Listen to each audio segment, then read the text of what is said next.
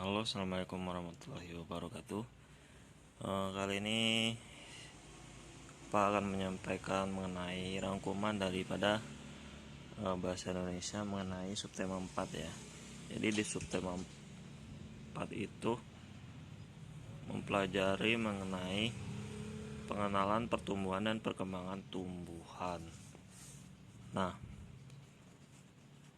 di dalam perkembangan biak tumbuhan itu ada dua, yang pertama secara alami dan juga secara buatan. Nah, kalau di sini itu perkembangbiakan secara vegetatif alami, artinya tidak ada sangkut paut dari bantuan manusia. Jadi perkembangbiak secara alami. Contohnya ada seperti ini. Ada spora, umbi, rizoma, geragi, dan tunas. Nah, itu dijelaskan di halaman 682 ya.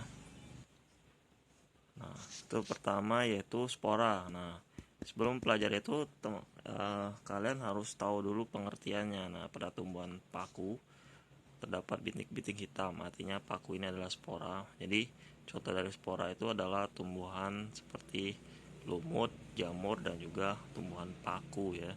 Nah, biasanya ukurannya kecil berbentuk bintik hitam. Nah, itu dibaca benar-benar ya, sebenarnya asik kalau membaca seperti ini, tapi kalau kalian nggak niat ya nggak tahu ya. Kemudian ada umbi dari vegetatif alami, tanaman mengembung dan tertanam di bawah tanah, itu biasanya yaitu umbi lapis, umbi akar, dan umbi batang. Nah, nanti ada di penjelasannya di halaman kalau tidak salah 90-an nanti ada. Kemudian ada tunas. Tunas ini adalah tumbuhan anakan yang muncul dari samping induknya. Ya, ini bisa dicontohin pohon pisang yang biasanya ada tunas di samping pohonnya, kemudian ada bambu dan juga tebu. Kemudian ada geragi. Nah, geragi ini adalah atau stolon batang yang menjalar di permukaan tanah. Nah, biasanya itu ada rumput ya, berbentuk rumput.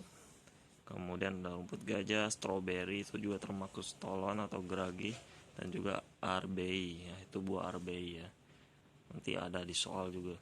Kemudian ada rizoma. Rizoma adalah akar yang ditinggal atau akar tongkat. Biasanya itu seperti tanaman kunyit, lengkuas, jahe, dan temulawak atau kencur. Nah, ini kalian harus baca mengenai penjelasan yang lebih detailnya di buku ini ya, di halaman 62. Kemudian yang kedua itu ada perkembangan vegetatif buatan. Nah, ini jelas singkat aja, sudah 3 menit. Kemudian ini vegetatif buatan itu adalah dilakukan dengan bantuan manusia ya, bisa di bentuk setek, cangkok, dan magetan atau merunduk. Nah, untuk setek ini adalah menanam bagian tumbuhan yang dipotong, misalnya potong batang, tangkai, atau daun, atau pucuk. Nah, nanti biasanya akan tumbuh dia. Bisa itu di batang tebu, kemudian ada singkong, dan juga bisa di batang-batang lainnya ya. Nah, ini ada contohnya bunga mawar, bunga sepatu, dan ini cara tangkai dipotong secara merona, itu dibaca sendiri. Kemudian mencangkok, pernahkah kalian melihat pohon cangkok? Nah, ini mencangkok itu biasanya menguliti dahan yang ada di pohon ya. Nah, ini ada panjang kulit dibersihkan kira-kira 5 cm, batang sudah dibentuk. Nah, ini ada tujuannya juga untuk mendapatkan tumbuhan yang baru memiliki sifat yang sama persis dengan induknya. Oke. Dan intinya juga untuk agar lebih subur dan lebih banyak buahnya biasanya. Kemudian okulasi atau menggabungkan mata tunas suatu tumbuhan pada batang tumbuhan lain, punya tujuan gabung sifat-sifat dari dua tumbuhan yang sejenis. Misalnya pohon mangga berakar dan berbatang kuat, tetapi rasa buahnya masam diokulasi dengan pohon mangga berakar berbatang lemah. Nah, itu bisa dibaca. Kemudian magetan. Nah, ini masuk semua, ada di soal sebenarnya. Menyambung merupakan perkembangbiakan tumbuhan dengan cara menggabungkan dua tanaman yang sejenis. untuk memperoleh tanaman baru dengan sifat yang lebih baik. Nah, ini misal juga genetika ya, seperti tanaman tomat sering berbuah tetapi umurnya singkat, tanaman tekoka jarang berbuah atau umurnya panjang. Lah, baca sendiri. Kemudian tanaman merunduk dengan cara menyentuh ranting dan cabang tanah, seperti tebu, apel, dan ayelir. Nah, ini kalian baca, biasanya mereka itu mencantumkan tumbuhan apa saja jenisnya. Nah, itu penting. Dan terakhir ini kultur jaringan. Nah, ya. Oke, lanjut di halaman 84 ya. Kemudian di halaman 87. Nah, ini udah 6 menit. Jadi singkat saja, perkembangan tumbuhan biji. Nah, biasanya biji ini digambarkan dengan biji dulu, kemudian tunas kecil, kemudian ada tunas sedang ini, kemudian sudah berbuah, kemudian tua, lalu layu ya biasanya. Daur hidup. Nah, ini daur hidup semangka diawali dari biji, diletakkan di tempat yang sesuai, tempat yang basah. Nah, ini nanti masuk juga ada di soal, dan kemungkinan nanti juga ada di ulangan. Kemudian jenis tumbuhan biji ada biji mangga, biji pepaya, biji rambutan, dan masih banyak lagi. Dan ini bentuk daripada bijinya ya, tuh bisa dipelajari di buku, ada di halaman 87 sampai 88. Oke, kemudian nah ini nanti akan saya jadikan tugas, kalian bisa baca ini bagian-bagian bunga, ini tangkai bunga yang mana gitu kan, kelopak bunga yang mana. Nah, ini biasanya ada di pelajaran IPA kalau di kelas 4 nanti. Kalau kelas 3 itu masih nyampur dengan bahasa Indonesia. Nanti akan saya tugasin buat gambar ini beserta keterangan yang ada di sini. Tapi nanti tunggu instruksi saya ya. Yang jelas ini dibaca dulu sampai putik ini ya. Putik ini. Kemudian nah, ini yang terakhir sebenarnya, mengenai cara pengembangan tumbuhan dengan umbi.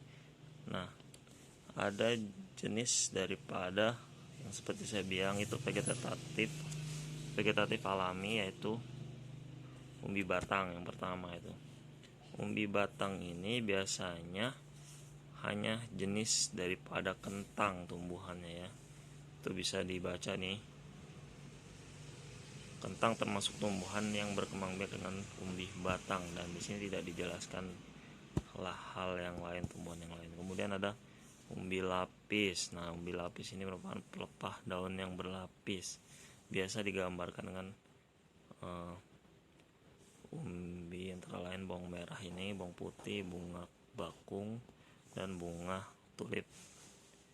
Kemudian ada umbi akar. Nah, umbi akar ini biasanya bersifat seperti buah-buahan yang ada di akarnya, seperti dahlia ini buah ya, kemudian wortel, lobak, dan singkong itu tumbuhan yang berasal dari akar.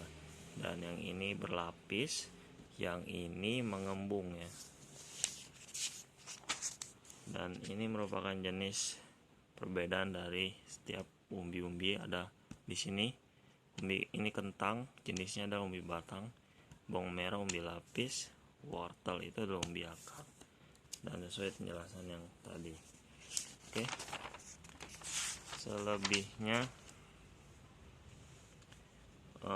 bisa dibaca sendiri. Ini juga sebagai rangkuman, ada tanaman, kemudian arti katanya. Nah, ini penting dipelajari.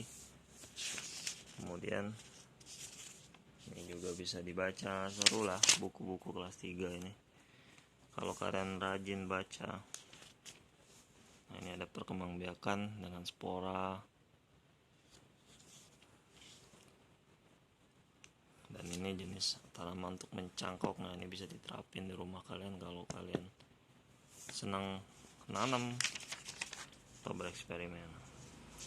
Oke, mungkin segitu aja penjelasan singkat saya. Yang jelas untuk belajar ini dari diri kalian sendiri. Kalau kalian niatnya mau belajar, insya Allah pasti bisa. Tapi masalahnya adalah jangan malas belajar. Kalau mau pintar, kalau mau main silahkan main, tapi tanggung jawab belajarnya itu diutamakan terlebih dahulu. Kalau sudah selesai belajar baru boleh main. Mungkin itu saja yang bisa saya sampaikan. Untuk tugas nanti akan saya kasih di WA saja. Terima kasih sudah mendengarkan. Wassalamualaikum warahmatullahi wabarakatuh.